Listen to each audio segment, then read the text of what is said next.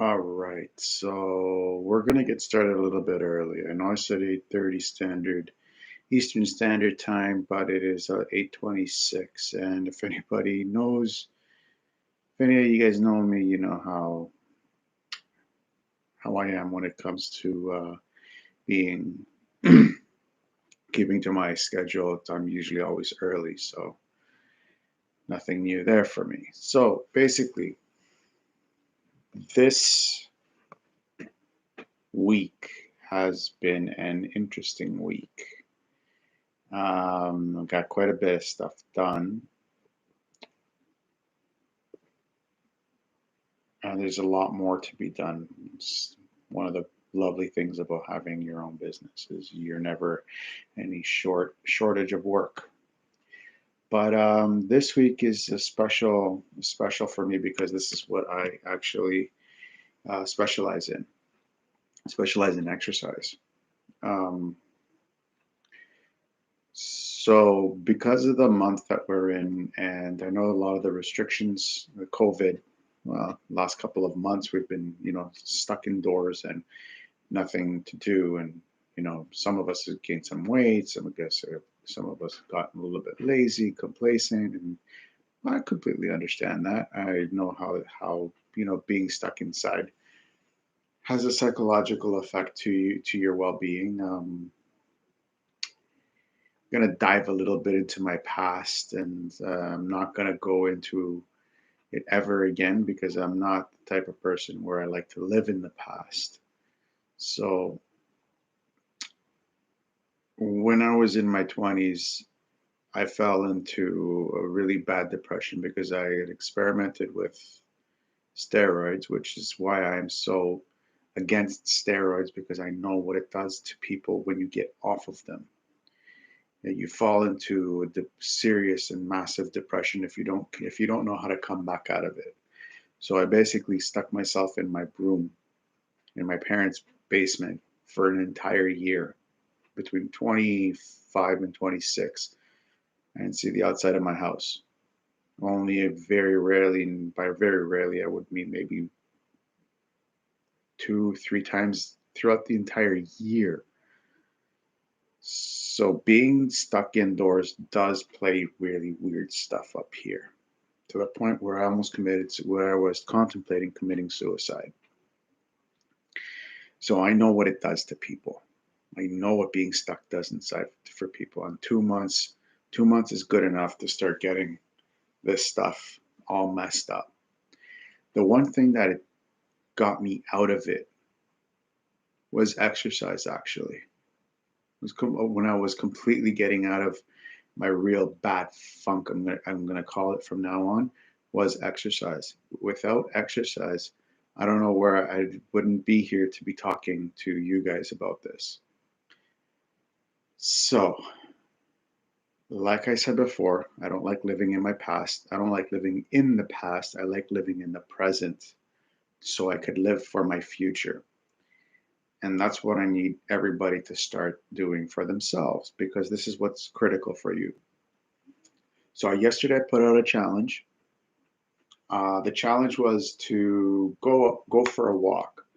And I know some people out on Facebook actually came out and said that they're stuck inside and they can't actually go outside for a walk. Again, I understand. I get it. I mean, there are restrictions that we have to follow and guidelines that we have to follow, which is for the betterment of ourselves and for the betterment of everybody around us. I'm cool with that. I'm really cool with that. And that's cool. But it doesn't mean that you can't stop being active. Now, like I said on my John's Daily Bites, my mom's 67 years old. She walks up and down her stairs 20 times. So she walks 10 flights of stairs at 67. I mean, that's pretty impressive. Now, if a 67-year-old lady can do it, I'm pretty sure people can figure out a way to go and get active. Now, the easy thing to do is just say, you know what, I'm not going to do anything. I'm just going to chill out at home. But again, I've been there. I know what chilling out at home for 2 months does. I know what I've done it. I did it for 12 months to the point where I almost jumped off a bridge. Like it's not a good place to go. And I know and I understand exactly where most people are in this world. I get it. So I'm saying to you guys, I'm begging you guys, just do something. Walk around your condo, reorganize your condo, stay active, get active, do something. We got a program coming up for you in a couple of weeks that will actually help you in isolation, and it's going to change your lives. Like it's coming up June 1st, and it's a great program. So keep your eyes out for that. I'm not going to go into it too much. I'm going to start pushing it probably sometime over the I want to say over the weekend, but I'm looking maybe early next week. So just keep your eyes out, keep your eyes peeled in your inbox, keep your ears to the ground. Moving on, I just want to take a couple minutes to talk about that. Another thing that you guys could be doing is using planning and scheduling your day. I know I use this and it works like a tool. Eh, this tool is fantastic to use. It doesn't work like a tool. It's not a tool. And if you're in North America, Canada, US, you can get the joke. So basically, what it is find out the things that you have to do, put them in your schedule. Even sleep. Now, I'm going to go into more detail on this next week when we get into lifestyle and how to live in isolation.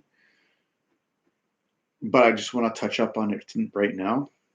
So basically, what it is like I said, you have the things that you need to do, put them in your schedule.